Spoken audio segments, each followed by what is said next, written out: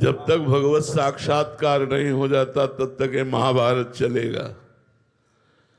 पर विजय उसी की होगी जो कृष्ण को सारथी बना लिया है। ये महाभारत है, साधारण युद्ध नहीं है। अगर इधर हम भगवत मार्ग के सद्गुणों का आश्रय लेते हैं तो दुर्गुण भी बहुत बलवान है, बहुत लंबी लड़ाई है। जो लड़े हैं उनको पता है ये कोई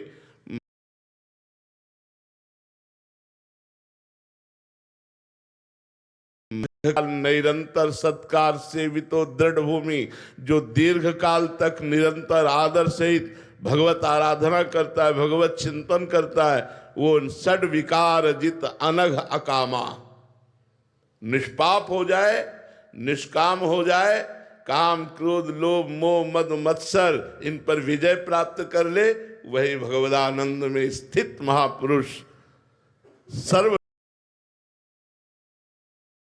ये छोटी मोटी लड़ाई नहीं है, ये बहुत बड़ी लड़ाई है और अंतर की लड़ाई है।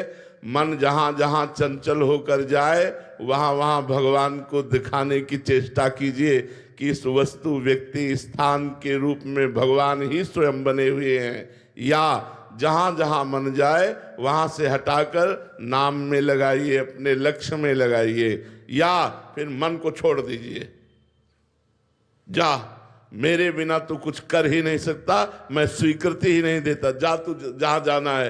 तो जैसे समुद्र में जल जहाज का पक्षी उड़ करके जाएगा, कहाँ बैठना तो उसे जहाज में ही पड़ेगा, ऐसे वो मन आपका आश्रय लेगा। तो इसलिए मन को विविध प्रकार के अभ्यास के द्वारा परमात्मा में दृढ़ करना चाहिए, और ये अभ्यास बहुत काल तक किया जाए तब दृढ़ भूमि, तब वो चंचलता त्याग करके भगवान के रस में डूबने लगता है, भगवद रस में डूबने लगता है। ब्रह्मानंद, ज्ञानानंद, भगवदानंद, जो विज्ञानानंद, ये सब नाम दिए गए हैं, वो उसी परमात्मा रस के हैं, उसी रस में डूबने लगता है। फिर मन चंचल नहीं होता। जब तक भगवत साक्षात्कार नहीं होता तब तक ये लड़ाई चलती रहेगी, और इस लड़ाई में सहयोगी सत्संग है।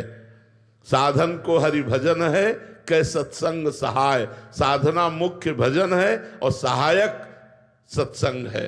अगर साधु संग मिलता रहा तो लड़ाई में विजय प्राप्त कर जाओगे।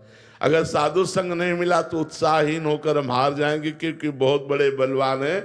भगवान शंकर की भी समाधि को भंग करने की सामर्थ्य रखता है काम। हम लोग तो जीव हैं, वो शिव हैं। जब शिव समाधि को भंग कर सकता है तो हमारी सामर्थ्य क्या है। इसलिए निरंतर नाम जप कर